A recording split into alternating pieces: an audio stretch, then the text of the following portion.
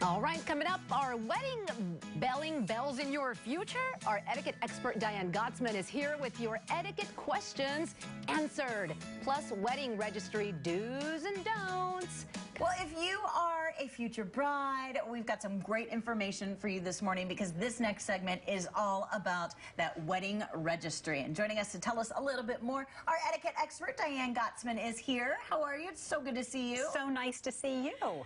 This is information we all need, whether you're the bride or perhaps you'll be attending a wedding. Here's some information that you need to know about that all-important wedding registry. It's so important, especially for the bride and groom who are counting on you being a great guest. Okay, good to know, good to know. So we've got some do's and some don'ts, and we're going to start with the do's, and you say, do register early. Well, that makes sense. The first thing people ask you is, where are you registered? Or what do you want? And so instead of just saying this, that, you can say, well, you know, our registry is going up. You know, you want to time it. In other words, if you got engaged, let's say you got engaged this weekend, you don't want to put your registry up if you're not going to get married for 3 more years. Oh. But it's going to be a little bit greedy, but you want to time it accordingly. So it's up for the showers. It's certainly up, you know, for the wedding. Okay. Another do is offer gift-giving registry options. What does that mean? Well, so that means some people love online shopping. Okay. And they can send you that gift directly through, you know, through that particular store.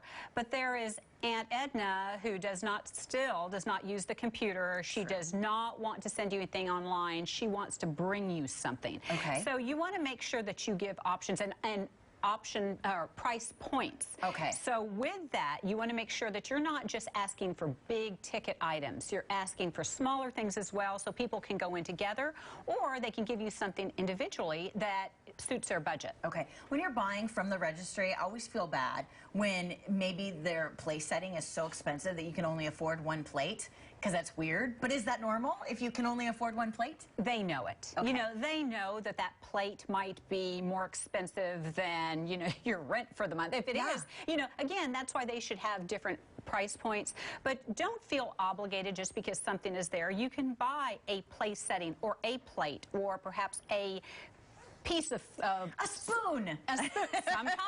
Yes. Sometimes things get really expensive. They do. Okay, another important do is to be creative. So you, Shelley, you're getting married. Okay, we already know that you've been happily, blissfully married. But pretend I'm going to get married again, and I like wine. See, that's right. So you like wine.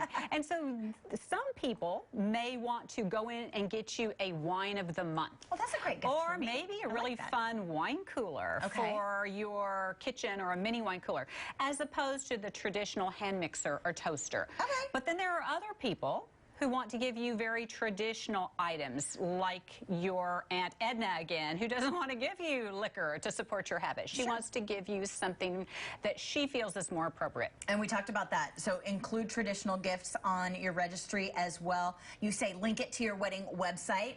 We didn't have those when I was getting married, but we have them now. And make sure that you keep a log. What does that mean? Keep track of what's coming in? Of who is sending you what. Okay. So just keep a list. Make sure you write it down so you can send that thank you note. Yes, absolutely. All right, so let's get into the don'ts.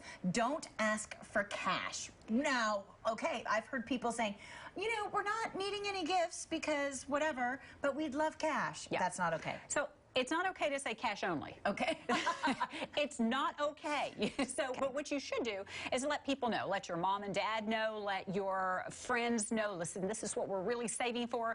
Pass it along word of mouth. When people ask you, Mom, make sure you say, you know, Sue and John are really saving for a great vacation. So, you know, to that end, they'd love some money. Okay, don't use the gifts before the wedding. That's like bad mojo, I think. That's right. Yeah. We don't want to be negative Nellies, but you know, you never know until I do. That's right. So you mentioned this about thank you notes. Don't send electronic thank you notes. So don't email your thank you. That's got to be handwritten. No email and no text. No text. Handwritten. Even if you have messy handwriting.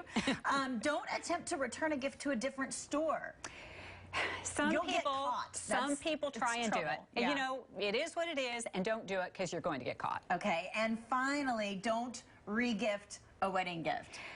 So many times we get multiples of the same item. So you might return it to the store that they they got it from. But that's why a registry is so important. Right. And certainly, if they give you something that is an heirloom, keep it. Put it in your closet, save it, bring it out when that family member comes, because you don't want hurt feelings. I love it. Great information, Diane. Thank you so much for coming this morning. Thank you. There it is, guys. Send that to the bride-to-be that you know. Diane Gottsman is our etiquette expert here in San Antonio with the Protocol School of Texas. DianeGottsman.com. Also on Facebook at Protocol School of Texas.